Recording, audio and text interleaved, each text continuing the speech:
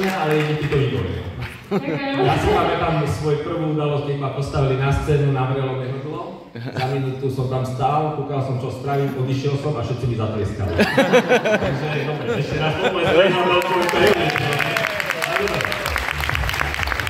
Ešte k tomu korčulovaniu, taká pikoška, lebo pikošky, neviem, či to môžem povedať, je tu niekto od firmy. Myslím si ešte veľmi vonku. Izabelke volal pred pár týždňom Šimon Nemec. Kto z nás pozná Šimona Nemca?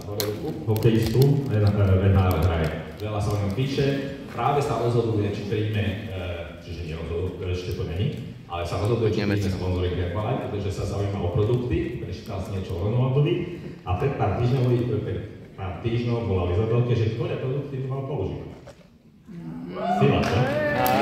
A ešte tajomstvo, prečo volal jej, pretože ona ho trénovala ako korčuliara, keď hovorila o tom trénerstve korčuliarov a tom a možno aj ďaká nej vie tak dobre korčulovať, lebo ja to až tak nesledujem ten hokej, ale viem, že o ňom píšu, že je veľmi mentálne vyzretý na svoj vek a má perfektnú techniku a korčuliarské schopnosti a hľadajte, ďaká tomu to má.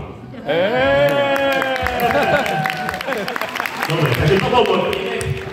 To bol môj príbeh, takže na to skrátim. V podstate, čo sa týka mňa, 31 rokov som bol vysokoškolák posledného ročníka stavebnej fakulty pred 31 rokmi. Sedel som v nejakej udalosti, ale menšej.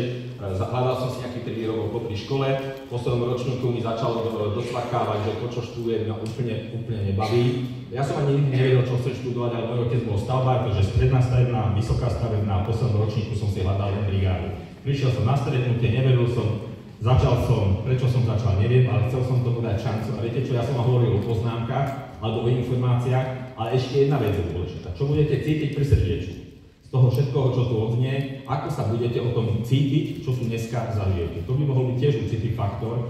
Nie, či začnete, ale do akej miery sa budete angažovať v Herbalife a tí, ktorí sa angažujete, do akej miery pripustíte zmenu prístupu k tomu, čo robíte doteraz, aby sa to zmenilo a brať to trošku vážnejšie.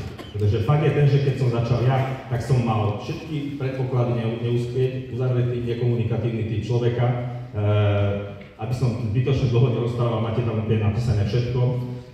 Moja sponzorka sa stala, to je tá osoba, vtedy ešte neboli moc fotky, ani to boli klasické foťáky, takže to je zložité celé, ale tá modrá fotka, toto je moja sponzorka, ktorá má ktorá mi povedala, áno Roman, ja ti dám šancu. Mne? Však ja nič neviem, ja vás to naučím. Za prvý mesiac som si privyrobil 100 €, druhý mesiac 200 €, tretí mesiac 400 €. Po roku ma doporučila ísť na extravaganzu.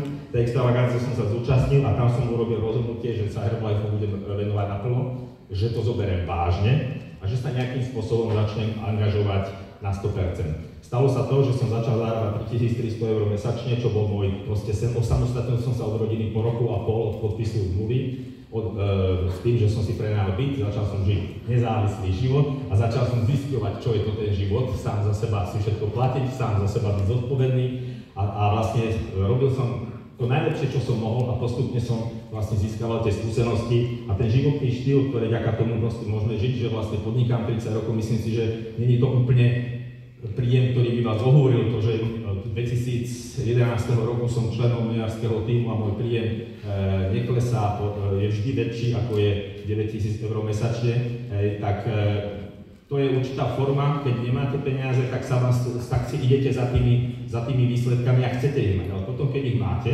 tak máte potom iné problémy, alebo iné starosti, alebo iné výzvy. Proste stávate sa lepším človekom, stávate sa človekom, ktorý môže inšpirovať ďalších. A je to obrovská výzva, takže vďaka tomu, že som mohol inšpirovať ďalších ľudí, že môžem v podstate ľuďom odovzdávať určitú inšpiráciu, že aj ty, keď si neveríš, nevadí, ty to zvládneš, tak vlastne vďaka tomu som tu mohol dosiahnuť tú úroveň, ktorú som dosiahol a ďakujem proste všetkým, ktorí sú v tejto miestnosti, pretože je to úžasná príležitosť sa stretnúť na Open Herbalife príležitosti, ktorá tu dneska bude až do 14. hodiny, si plán informácií. Takže ja vám ďakujem pekne za potlesk, my to máme radi.